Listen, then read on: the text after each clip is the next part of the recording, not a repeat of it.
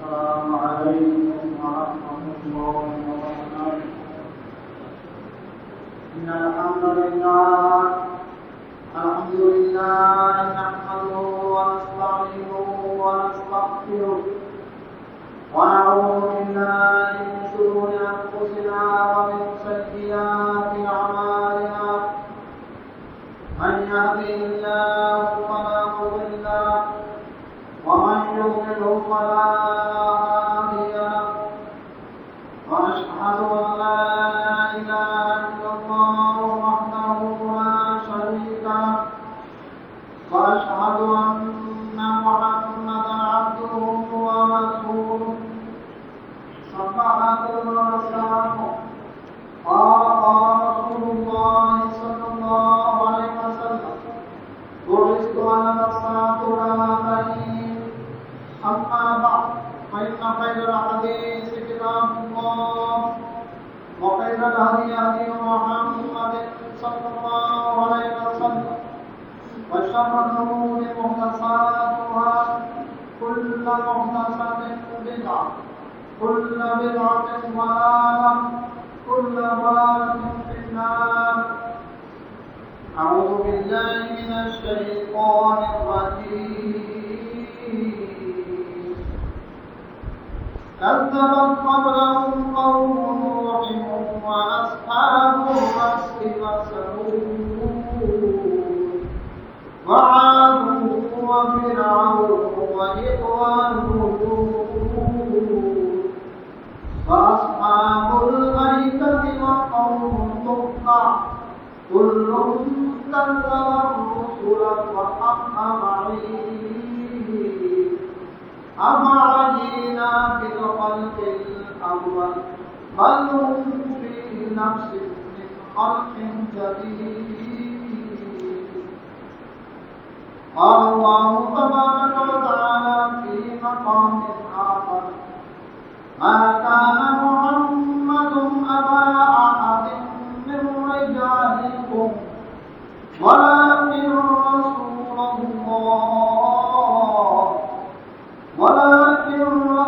الله وخاتم النبيين وكان الله بكل شيء عليما.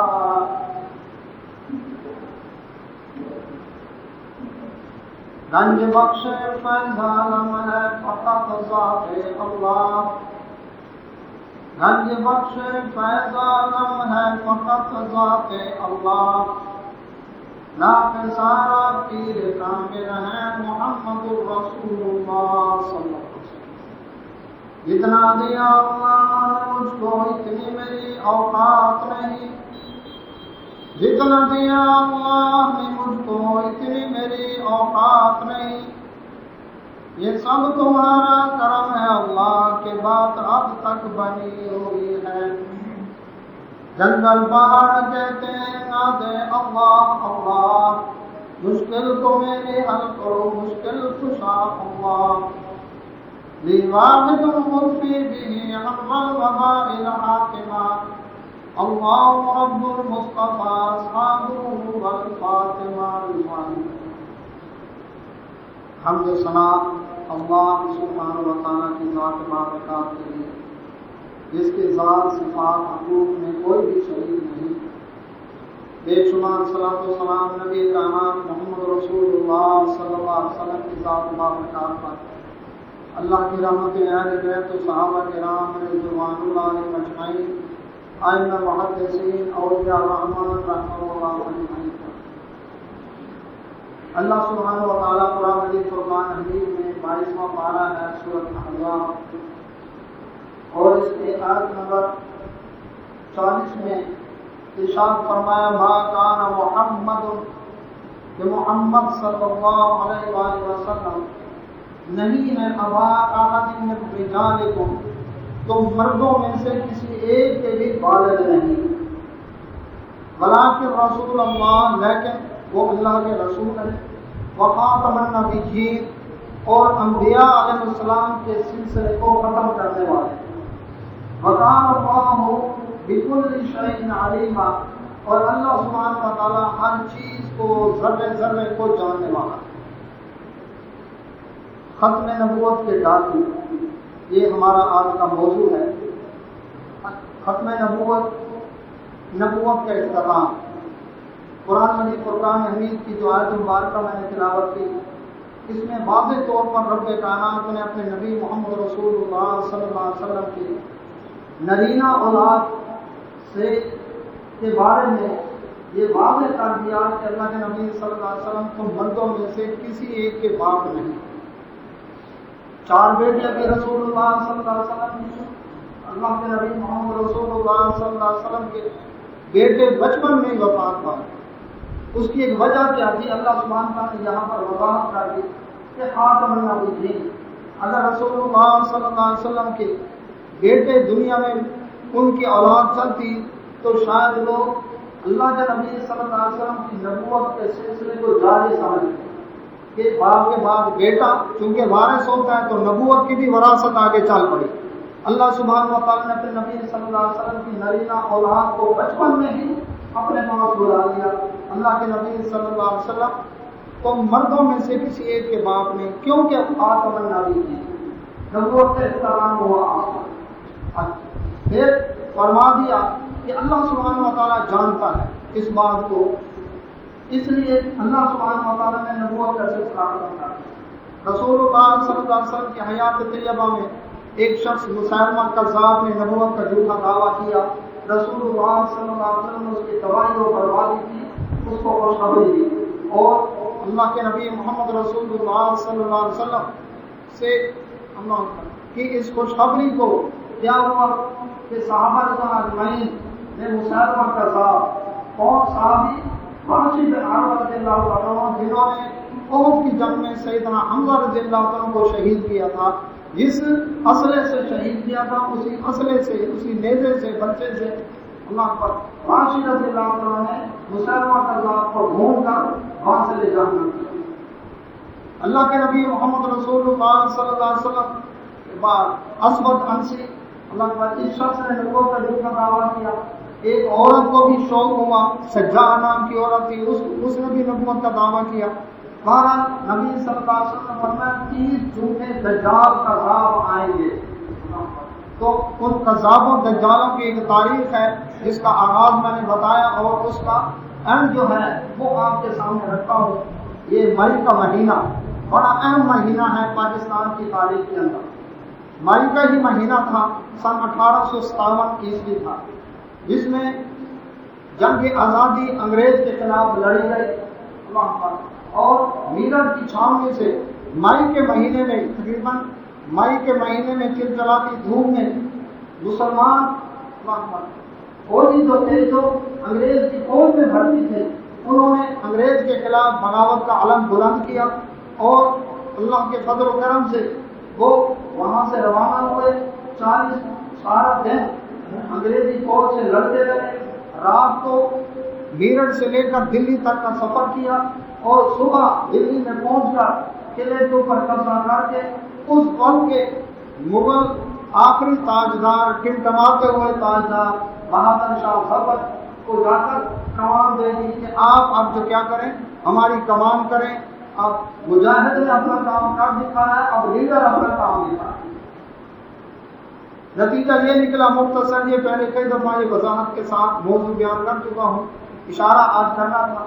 تو وہاں پر انگریز نے دوبارہ قبضہ کیا اور مسلمانوں کو وہ سزا دی کہ وہابی اور باغی کہہ کر اس نے باقاعدہ نشانی بتائی کہ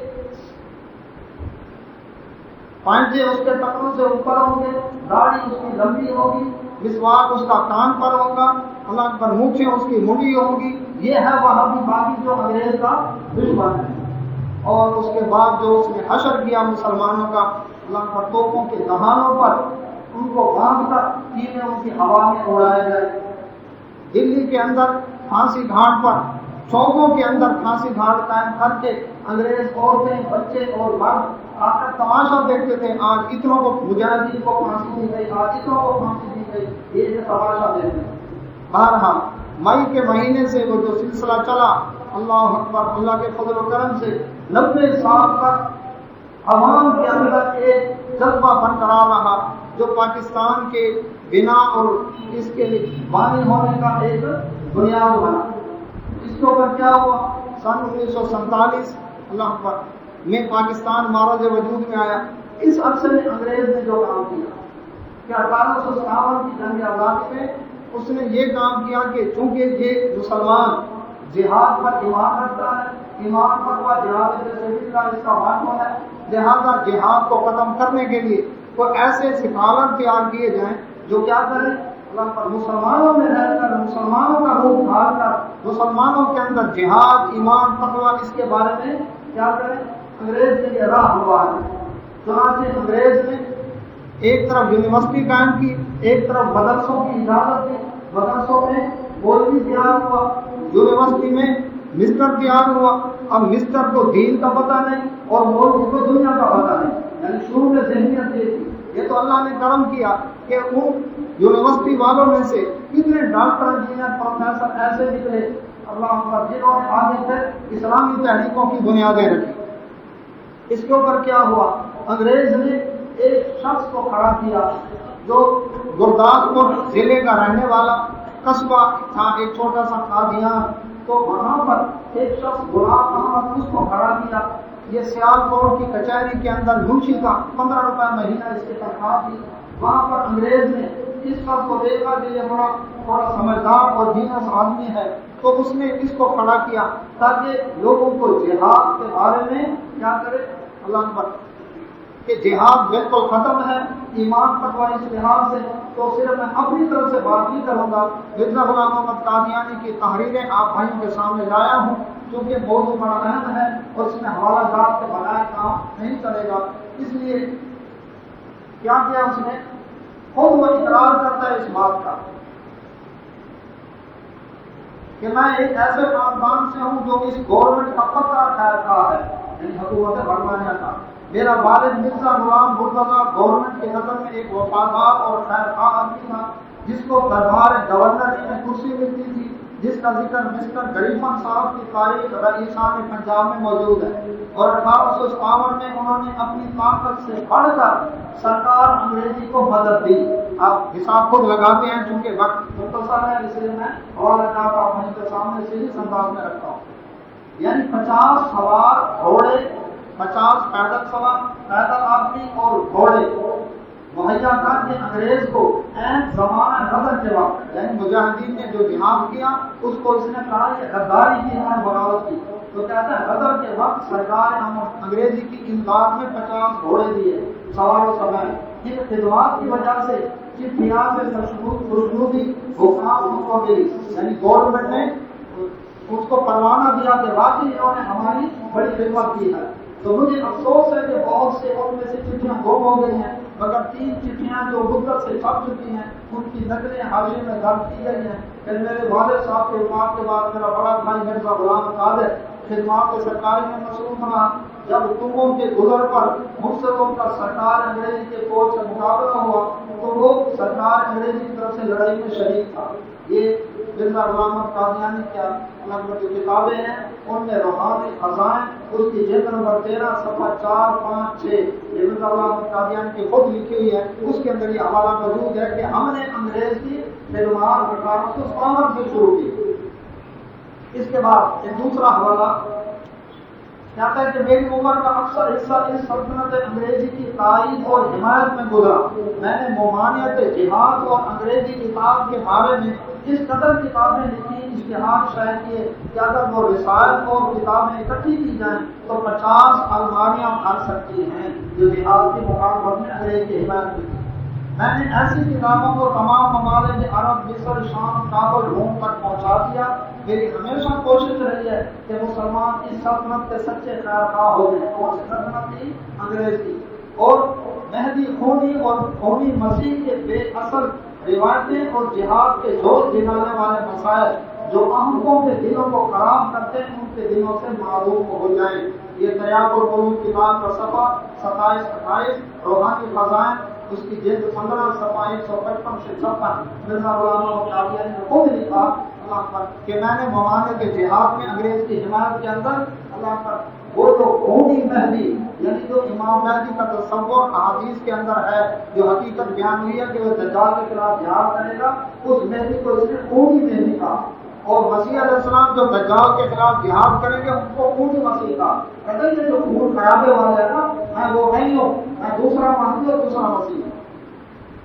اس کے بعد کہتا ہے میں 20 برس تک یہی تعلیم کتاب گورنمنٹ انگریزی کی دیتا رہا لوگوں کو کہ اس حکومت کی فرما برداری کرو، اور اپنے مریدوں میں بھی یہی ہدایت جاری کرتا رہا۔ کیوں کر پھر ممکن ہے کہ ان تمام ہدایتوں کے برخلاف کسی بغاوت کے منصوبے کی میں تعلیم دوں، حالانکہ میں چاہتا ہوں کہ اللہ تعالیٰ نے اپنے خاص فضل سے میری اور میری جماعت کی پناہ اس سلطنت کو بنایا ہے، یعنی انگریزی حکومت کی پناہ کے اندر یہ امن جو اس سلطنت کے زیر سایہ ہمیں حاصل ہے۔ لفظ ذرا غور سے سنیں، کہتا ہے انگریز کی حکومت میں جو ہمیں امن حاصل ہے، نہ یہ امن مکہ میں مل سکتا ہے، نہ مدینہ میں، نہ سلطان روم کے پایا تخت قسطنطنیہ کے اندر۔ یہ تریاق القلوب اس کا رسالہ ہے، اس کے 28 نمبر صفحہ، روحانی خزائن اس کی جلد 15 صفحہ 156 پر یہ اس کا حوالہ ہے۔ پھر اپنے مریدوں کو خصوصیت کے ساتھ ہدایت دیتا ہے کہ میں یقین رکھتا ہوں کہ جیسے جیسے میرے مرید بڑھیں گے ویسے ویسے مسئلہ جہاد کے موقع کے بھی کم ہوتے جائیں گے، کیونکہ مجھے مسیح اور میری مان لینا ہی مسئلہ جہاد کا انکار کرنا ہے۔ یہ مجموعہ اشتہارات جلد 16 صفحہ 19 مرزا غلام احمد بیان کرنا ہوگا۔ پھر لکھتا ہے کہ سرکار ایسے خاندان کی نسبت جس کو 50 برس کے متواتر تجربہ سے ایک وفادار جانشار خاندان ثابت کر رہی ہے، یعنی جب گورنمنٹ کو پتا ہے کہ میں 50 سال سے میرا خاندان پورا کا پورا حکومت برطانیہ کا وفادار ہے، تو جس کی نسبت گورنمنٹ عالیہ کے معزز حکام نے ہمیشہ مستحکم رائے سے اپنی چٹھیوں میں یہ گواہی دی ہے کہ وہ قدیم سے یعنی اکثر دراز سے سرکار انگریزی کے پکے خیر خواہ اور خدمت گزار ہیں۔ اس خود تاجرہ پروگرام کی نسبت نہایت عزم اور احتیاط تحقیق اور توجہ سے کام لے۔ یہاں خود اقرار کر رہا ہے کہ ہم گورنمنٹ برطانیہ کے متعلق ہیں، اسی نے ہمیں کاج کیا ہے، اور اپنے ماتحت حکام کو اشارہ فرمائے کہ وہ بھی اس خاندان کی ثابت شدہ وفاداری اور اخلاص کا لحاظ رکھ کر مجھے اور میری جماعت کو ایک خاص عنایت اور مہربانی کی نظر سے دیکھیں۔ ہمارے خاندان نے سرکار انگریزی کی راہ میں اپنے خون بہائے اور جان دینے سے فارغ نہیں کیا۔ یہ مجموعہ اشتہارات جلد 16 صفحہ 21 کے اوپر یہ حوالہ موجود ہے۔ اس کے بعد مجموعہ اشتہارات جلد 16 صفحہ 584 پر لکھتا ہے کہ یہی انگریز ہیں جن کو لوگ کافر کہتے ہیں، جو تمہیں ان خونخوار دشمنوں سے بچاتے ہیں۔ عوام کو کہہ رہا ہے کہ یہی انگریز ہیں جن کو لوگ کافر کہتے ہیں، جو تمہیں ان خونخوار دشمنوں سے بچاتے ہیں، ان کی تلوار کے خوف سے تم قتل کیے جانے سے بچے ہوئے ہو۔ ذرا کسی اور سلطنت کے زیر سایہ رہ کر دیکھ لو کہ تم سے کیا سلوک کیا جاتا ہے۔ انگریزی سلطنت تمہارے لیے ایک رحمت ہے۔ کیا کہہ رہا ہے؟ انگریزی سلطنت تمہارے لیے ایک رحمت ہے، تمہارے لیے ایک برکت ہے، اللہ کی طرف سے تمہارے لیے ایک ڈھال ہے، اور تم دل و جان سے اس ڈھال کی قدر کرو۔ یہ مجموعہ اشتہارات جلد 16 صفحہ 584 پر مرزا غلام احمد قادیانی لکھتا ہے۔ اب بھی اس کے بارے میں کوئی شک ہے کہ یہ انگریز کا خود کار کا پودا ہے، خود اپنی کتابوں میں لکھ رہا ہے۔ حوالہ جات نمبر کے صفحے میں پورے آپ بھائی کے سامنے رکھے ہیں، اور یہ ریکارڈنگ بھی ہو رہی ہے۔ اللہ اکبر۔ اب اس کے اوپر اس کے جو عقائد اور نظریات ہیں مختصر طور پر آپ بھائیوں کے سامنے رکھوں۔ جو اس نے محنت کی، اس نے کہا کہ میں نے پوری دنیا کے اندر یہ چیزیں پھیلائیں، اس میں جو اسلامی عقائد ہیں ان میں موٹے موٹے باتیں جو ہے آپ بھائیوں کے سامنے رکھتا ہوں۔ اس مختصر وقت میں لکھتا ہے کہ میرے پاس آیا جبرائیل کون آیا؟ آیا۔ اس نے سمجھا شاید کی زبان سے ملتا بن جاتا ہے۔ کہتا آیا، اس نے مجھے چن لیا، اپنی انگلی کو گردش دی اور اشارہ کیا کہ خدا کا وعدہ آ گیا۔ اس جگہ آئی اللہ تعالیٰ نے جبرائیل کا نام رکھا ہے اس لیے کہ وہ بار بار رجوع کرتا ہے، یعنی کہتا جبرائیل السلام کا نام اب ہو گیا تبدیل، تو اب نام ان کا ہے آئی، تو اب وہ آئی میرے پاس آیا کرتا ہے۔ یہ حقیقت الولی اس کا رسالہ ہے، اس کا صفحہ 103 روحانی خزائن نمبر 22 اس کا صفحہ نمبر 106 پر یہ لکھتا ہے کہ جبرائیل میرے پاس آیا کرتا ہے۔ یعنی لوگ کہتے ہیں کہ اس نے کبھی کوئی دعویٰ کیا ہے نبوت کا، یہ میں حوالے دے رہا ہوں۔ دوسرا حوالہ کہتا ہے میں اس اللہ کی قسم کھا کر کہتا ہوں جس کے ہاتھ میں میری جان ہے کہ اسی نے مجھے بھیجا ہے اور اسی نے میرا نام نبی رکھا ہے اور اسی نے مجھے مسیح موعود کے نام سے پکارا ہے. اس نے میری تصدیق کے لیے بڑے بڑے نشان ظاہر کیے جو 3 لاکھ تک پہنچتے ہیں. یعنی 3 لاکھ ووٹ سے نشان موقع بارے بتاتا ہے. یہ اس کا رسالہ حقیقت الوحی صفحہ 387 روحانی خزائن نمبر 22 صفحہ 503 کے اوپر یہ حوالہ موجود ہے. تیسری بات جو اس وحی سے ثابت ہوئی یہ لکھ رہا ہے کہ وہ یہ ہے کہ اللہ تعالیٰ بہرحال جب تک قانون دنیا میں رہے کہ 70 برس تک رہے قادیان کو اس خوفناک تباہی سے محفوظ رکھے گا کیونکہ یہ اس کے رسول کا تخت ہے اور یہ تمام امتوں کے لیے نشان ہے. یہ داخل بلا اس کا رسالہ ہے, اس کا صفحہ 14 روحانی خزائن نمبر 18 اس کا صفحہ 230 کے اوپر یہ حوالہ موجود ہے. وہ خود کیا لکھتا ہے کہ قادیان اللہ کے رسول کا تخت ہے. نبوت کا بھی اس نے دعویٰ کیا, رسول ہونے کا بھی اس نے دعویٰ کیا. کہتا ہے یہ کس قدر لق اور باطل عقیدہ ہے کہ ایسا خیال کیا جائے کہ بعد رسول اللہ کے رسول صلی اللہ علیہ وسلم کے بعد وحی الہی کا دروازہ ہمیشہ کے لیے بند ہو گیا ہے. اس بات کے بارے میں اس کو ختم نبوت کہتے ہیں. کہتا ہے یہ کیسے خیال کیا جائے کہ آئندہ کو قیامت تک اس کی کوئی بھی امید نہیں, صرف قصوں کی پوجا کرو. لوگوں کو بتا رہے یہ قصے ہیں, قصوں کی پوجا کرو. بس کیا ایسا مذہب کچھ مذہب ہو سکتا ہے جس میں براہ راست اللہ تعالیٰ کا کچھ بھی پتہ نہیں لگتا؟ نعوذ باللہ من ذالک. جو کچھ ہیں یہ قصے ہیں. اگر کوئی اس کی راہ میں جان بھی فدا کرے اللہ کی راہ میں تو اس کی رضا جوئی میں فنا بھی ہو جائے, ہر ایک چیز پر اس کو اختیار کر لے اس کے حکم کے مطابق, تب بھی وہ اس پر اپنی شناخت کا دروازہ نہیں کھولتا اور مکالمات و مکالمات سے اس کو مشرف نہیں کرتا. یعنی کہتا ہے کہ یہ کیسا رب ہے کہ دنیا کے اندر ایک انسان اللہ کی رضا کے لیے جان دے, اللہ کی رضا کے لیے سب کو, لیکن رب جو جلال انسان سے بات ہی نہ کرے. کہتا نہیں یہ سلسلہ بند نہیں ہو سکتا. کہتا میں اللہ تعالیٰ کی قسم کھا کر کہتا ہوں کہ اس زمانہ میں مجھ سے زیادہ بیزار ایسے مذہب سے کوئی اور نہیں ہوگا.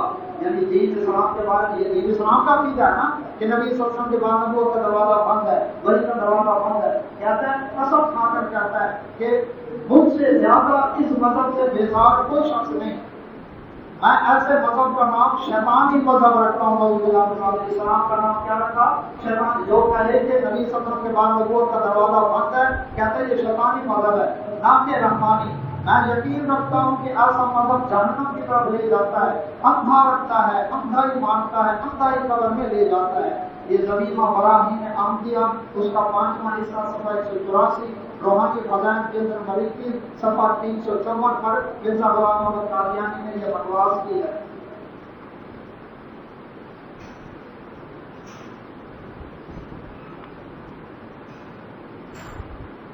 لکھتا ہے کہ میں کسی کتاب میں اس مکالمے کے قریب ہی یہ وحی اللہ ہے, یعنی اللہ تعالیٰ نے ایک وحی میرے اوپر نازل کی, محمد رسول اللہ والذین معه اشداء الکفار رحماء بینہم. کہتا ہے اس وحی میں, قرآن کی آیت ہے نا, اس وحی میں اللہ تعالیٰ نے میرا نام محمد اور رسول بھی رکھا ہے. اس کا مطلب ہے جو قادیانی کلمہ پڑھتا ہے کہتا ہے محمد رسول اللہ ہمارا ایمان ہے, وہ اس محمد سے مراد مرزا غلام محمد قادیانی لیتا ہے, کیونکہ وہ خود کہہ رہا ہے کہ اس سے مراد اللہ نے میرا نام رکھا. یہ دھوکہ دے رہے ہیں. تو یہ ایک غلطی کا ازالہ اس کا رسالہ ہے, اس کا صفحہ 4 اور روحانی خزائن جلد نمبر 18 اس کا صفحہ نمبر 207 کے اوپر اس کا حوالہ موجود ہے. کہتا ہے تتمہ حقیقت الوحی کتاب اس کا صفحہ نمبر 521 پر روحانی خزائن جلد 22 صفحہ 521 لکھتا ہے میں آدم ہوں, میں نوح ہوں, میں داؤد ہوں, میں عیسیٰ ابن مریم ہوں, میں محمد صلی اللہ علیہ وسلم. یہ اپنے بارے میں بہت دعویٰ کرتا ہے. یہ جو کہ ماشاءاللہ پڑھے لکھے ساتھی بیٹھے ہوئے ہیں, سمجھدار ہیں, چونکہ اس موضوع کو کافی عرصہ ہو گیا ہے قرآن پر, یہ واقعہ ہو چکا تھا, لیکن اب چونکہ قادیانی پوری دنیا کے اندر اپنے بارے میں شور مچا رہے ہیں کہ ہم مسلمان ہیں, ہمیں لوگ زیادتی کرتے ہیں, یہ بول بھی تھے ملکوں نے ہمیں کافر قرار دلوایا ہے. یہ ان کے کچھ اصلی کتابوں سے حوالہ جات کر آپ بھائی کو سامنے رکھنا اور اس کے بعد قانونی فیصلہ بھی آپ کے سامنے رکھنا. آگے لکھتا ہے کتنا انصرناہ قریبا من القابلان. آپ سنتے ہیں انا انزلناہ قریبا من القاضیہ، کہتے ہیں اس کی تفسیر یہ ہے کہ انا انزلناہ قریبا من دمشق یقرب شرقی عند المنارۃ البیضاء، کیونکہ اس عاجز کی سکون کی جگہ قادیان کے مشرقی کنارہ پر ہے۔ اس کا مقصد ہے کہ قرآن مجید قادیان کے قریب نازل ہوا۔ قرآن کہاں نازل ہوا تھا؟ مکہ مدینہ عرب سرزمین میں نازل ہوا محمد صلی اللہ علیہ وسلم پر۔ یہ کہتا ہے نہیں، قرآن کی ایک آیت کا اضافہ کیا اس نے، کہتا ہے انسان انزلناہ قریبا من القادیان، کہ قادیان کے قریب قرآن نازل ہوا، کہتا ہے اس سے مراد قادیان ہے۔ تو تذکرہ مجموعات الہام، مجموعہ الہامات صفحہ 77 تک، اس کے اندر یہ حوالہ اس کا موجود ہے جنرل محمد قادیانی کا۔ اب احادیث رسول صلی اللہ علیہ وسلم کی توحید کرتے ہوئے کہتا ہے تائیدی طور پر ہم وہ حدیثیں بھی پیش کرتے ہیں جو قرآن شریف کے مطابق ہیں اور میری وحی کے مخالف نہیں، اور دوسری حدیثوں کو ہم ردی کی طرح پھینک دیتے ہیں، یعنی جو قرآن کے موافق ہوگی ہم اس حدیث کو مانیں گے، جو مخالف ہے اس کو ہم ردی کی روشنی میں پھینکتے ہیں۔ یہ اعجاز نامتی اس کا رسالہ، اس کا صفحہ 30، روحانی خزائن جلد 29 صفحہ 140 پر یہ حوالہ موجود ہے۔ اب اس سے پوچھا گیا کہ جو مرزا غلام احمد قادیانی کو نبی رسول نہیں مانتا اس کے بارے میں کیا اللہ پر فیصلہ ہے، تو اس بارے میں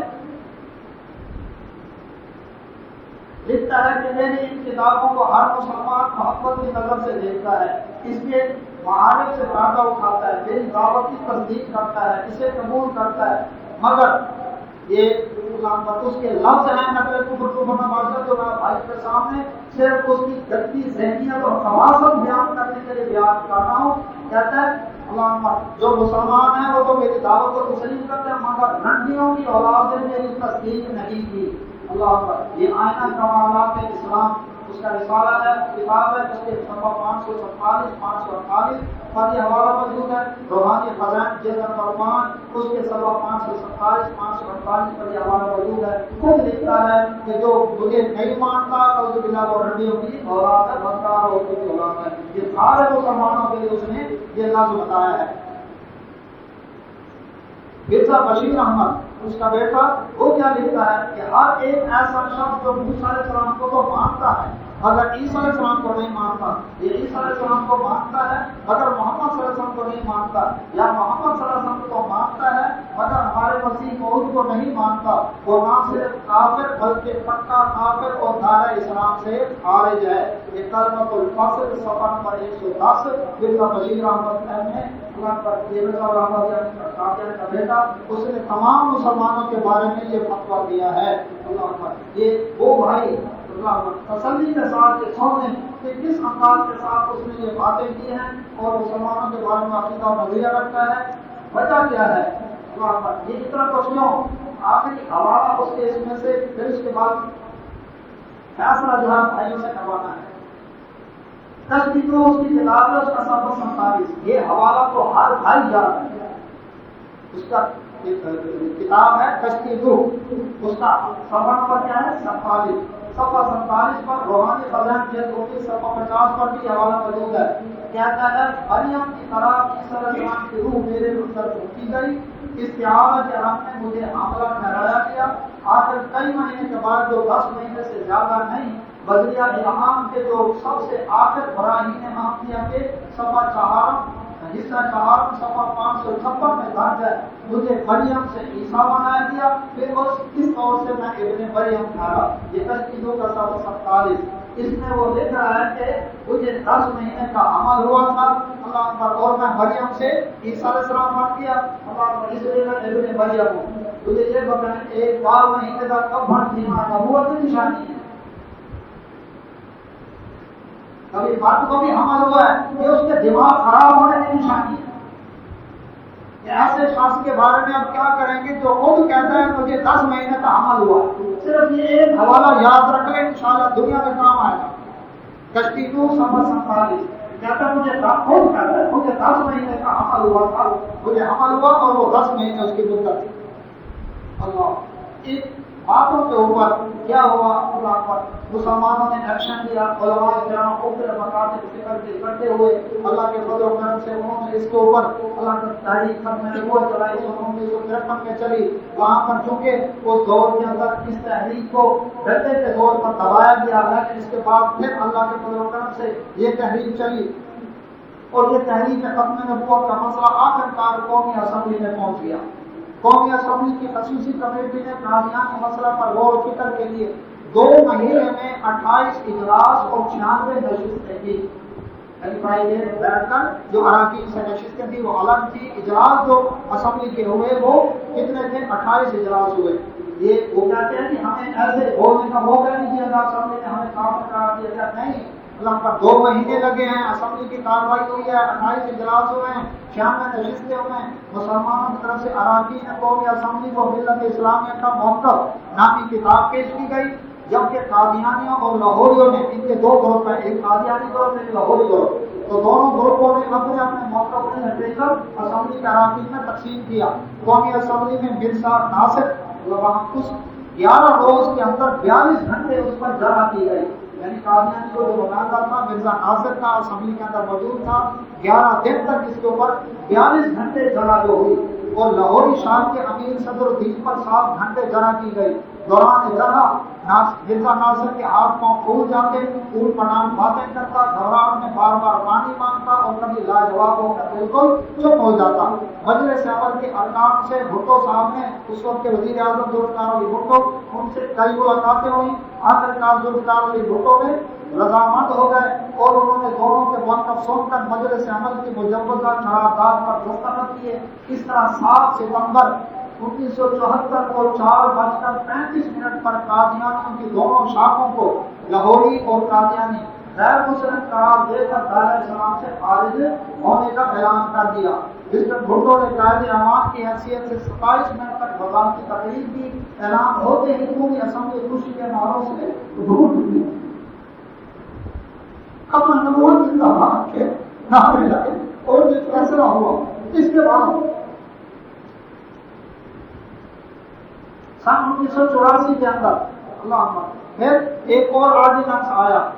صدر مملکت نے قادیانی گروپ، لاہوری گروپ اور احمدیوں کے خلاف اسلام سرگرمیوں کو روکنے کے لیے اور قانون میں ترمیم کے لیے ایک آرڈیننس بنا قادیانی گروپ، لاہوری گروپ اور احمدیوں کے خلاف اسلام سرگرمیاں امتناع تعزیرات 1984 نافذ کیا۔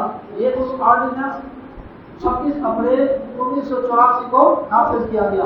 تعزیرات پاکستان میں دفعہ 298 کا اضافہ کیا گیا، جس کی روح سے یہ ہر مسلمان کے لیے جاننا ضروری ہے۔ ہمارے آئین کے اندر قانون میں کون کون سی چیزیں موجود ہیں، ان کے حوالے سے تعزیرات پاکستان میں دفعہ 298 کا اضافہ کیا گیا، جس کی روح سے قادیانی گروپ، لاہوری گروپ کے کسی بھی ایسے شخص کو جو زبانی یا تحریری طور پر یا کسی فعل کے ذریعے مرزا غلام احمد کے جانشینوں یا ساتھیوں کو امیر المومنین یا صحابہ یا اس کی بیوی کو ام المومنین یا اس کے خاندان کے افراد کو اہل بیت کے الفاظ سے پکارے یا عبادت گاہ کو مسجد کہے، 3 سال کی سزا اور جرمانہ ہے، کیونکہ یہ اسلام کی اصطلاحیں ہیں، کافروں کی اصطلاحیں نہیں ہیں، اس لیے ان کو ان اصطلاحوں کو استعمال کرنے سے منع کیا گیا۔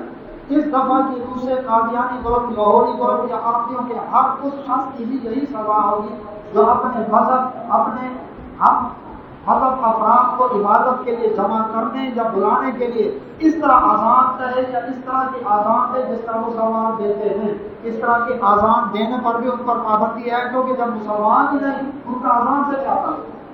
اس نئی دفعہ 298 کا تعزیرات پاکستان میں اضافہ کیا گیا، جس کی روح سے متذکرہ گروپوں میں ہر ایسا شخص جو بالواسطہ یا بلاواسطہ طور پر اپنے آپ کو مسلمان ظاہر کرے اور اپنے عقیدہ کو اسلام کہے یا اپنے عقیدے کی تبلیغ کرے، یعنی قاضی علماء میں سے کوئی شخص اپنے آپ کو کہے میں مسلمان ہوں یا ہمارا دین اسلام ہے یا اس کی تبلیغ کرے اسلام کا نام لے کر، یا دوسروں کو اپنا مذہب قبول کرنے کی دعوت دے یا کسی بھی انداز میں مسلمانوں کے جذبات مشتعل کرے، وہ اس سزا کا مستحق ہوگا جو بتائی گئی ہے۔ اس آرڈیننس نے قانون فوجداری 1898 کی دفعہ 99A میں ترمیم کر دی ہے، جس کی روح سے صوبائی حکومتوں کو اختیار مل گیا ہے کہ وہ ایسے اخبار، کتاب اور دیگر دستاویزات کو جو کہ تعزیرات پاکستان میں اضافہ شدہ دفعہ کی خلاف ورزی کرتے ہوئے شائع کی گئی ہو، اس کو ضبط کر سکتی ہے۔ اس آرڈیننس کے سبب Pakistan press and publication ordinance 1963 کی دفعہ 24 میں بھی ترمیم کر دی گئی، جس کی روح سے صوبائی حکومتوں کو اختیار مل گیا کہ وہ ایسے پریس بند کر دے جو تعزیرات پاکستان کی اس نئی اضافہ شدہ دفعہ کی خلاف ورزی کرتے ہوئے کوئی کتاب یا اخبار چھاپتا ہے، اس اخبار کا ڈکلیریشن منسوخ کر دے جو مذکورہ دفعہ کی خلاف ورزی کرتا ہے، یا اس اخبار یا کتاب پر قبضہ کر لے جس کی چھپائی یا اشاعت پر اس دفعہ کی روح سے پابندی ہے، آرڈیننس فوری طور پر نافذ کیا گیا ہے۔ اس کے بعد انہوں نے کیا کیا، اسمبلی کے فیصلے اور اس کے بعد انہوں نے یہ شور مچایا کہ نہیں جی نہیں، بات یہ ہے سپریم کورٹ کے اندر ریڈ کر دی۔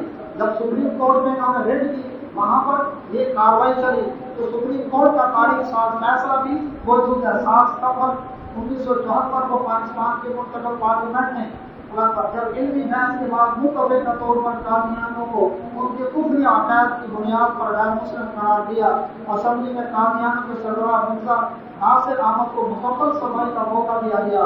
ان دنوں مسٹر ذوالفقار علی بھٹو پاکستان کے وزیر اعظم تھے۔ اس کے بعد صدر پاکستان جنرل محمد ضیاء الحق نے 26 اپریل 1984 کو امتناع قادیانیت آرڈیننس جاری کیا، جو ابھی پڑھ کے سنایا آپ کو، یہ جنرل ضیاء الحق نے نافذ کیا تھا، جس میں قادیانیوں کو شعائر اسلام استعمال کرنے، خود کو مسلمان ظاہر کرنے پر پابندی لگا دی ہے۔ قادیانیوں نے اس قانون کی صریحا خلاف ورزی کی، آئین شکنی پر اترائے، جس پر قادیانیوں کے خلاف مقدمات سول عدالتوں سے ہائی کورٹوں پر پہنچے۔ 4 صوبوں کے ہائی کورٹوں نے بھی قادیانیوں کے کفری عقائد پر مہر لگا دی۔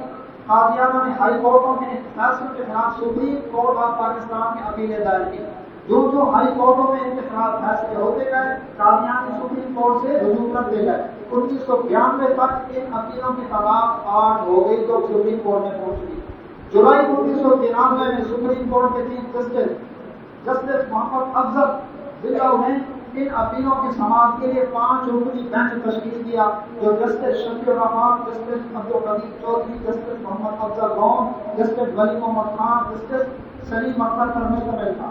سپریم کورٹ کے اس بینچ نے متفقہ طور پر قادیانیوں کے کفری عقائد پر تاریخ سال فیصلہ دیا، اللہ اکبر، اور ان کے بارے میں سیر حاصل بحث کی گئی، دلائل دیے گئے، اور اس کی روح سے اللہ اکبر جو انہوں نے فیصلہ کیا کہ اس کی روح سے بالکل متفقہ طور پر سپریم کورٹ نے فیصلہ کر کے دستخط کیے، جس پر دستخط موجود ہیں جسٹس عبدالقدیر چودھری، محمد افضل لون اور ولی محمد خان کے۔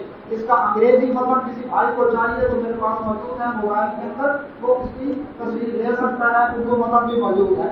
تو اس سب کے بعد اللہ اکبر جب یہ فیصلہ ہو گیا، اب اللہ اکبر کوئی گنجائش رہ گئی، جب عقائد بھی ان کے کفریہ، نظریات بھی ان کے کفریہ، اب اسلام کا نام لے کر دھوکہ دینا یہ فرار کے زمرے میں آتا ہے، یہ ان کا آئینی حق نہیں ہے۔ اب اگر وہ کہیں کہ ہم پاکستان کے شہری ہونے کی حیثیت سے وہ نہ رہ سکتے ہیں، لیکن اسلام کا نام استعمال نہیں کر سکتے، کیوں؟ اس وجہ سے کل کو چوروں اور ٹھگوں کی کوئی یونین بن جائے اور وہ کہیں جی ہمیں بھی الیکشن میں حصہ لینے دو، الیکشن کمیشن حصہ لینے دے، منشیات فروش اپنی یونین بنا کر وہ کیا کہیں گی ہمیں بھی الیکشن میں حصہ لینے دو، لیکن الیکشن کمیشن سے حصہ اور منشیات فروش تو اور 2 نمبر، اللہ اکبر۔ تو یہ ختم نبوت کے ڈاکو ہیں، جب ٹھگ ہیں ڈاکو ہیں، اس لیے ان کے لیے اللہ اکبر اقلیتی حقوق بھی نہیں ہیں، کیونکہ ان کا کوئی غلط تو ہے نہیں، وہ تو فراڈ کر رہے ہیں۔ تو اس لیے آپ بھائیوں کے سامنے یہ رکھا ہے تاکہ نیو جنریشن بھی سن لے اور بھائیوں کے ذہن میں بات قاعدہ بھی ہو جائے کہ اس کے اوپر اللہ اکبر ان کے عقائد و نظریات بھی کفریہ اور ہائی کورٹ کے فیصلوں، قومی اسمبلی کے فیصلوں، آرڈیننس آئین پاکستان کے اندر ترمیم اور اس کے بعد کیا ہے کہ سپریم کورٹ کا فیصلہ، یہ سب آپ بھائی کے سامنے بیان کیا ہے۔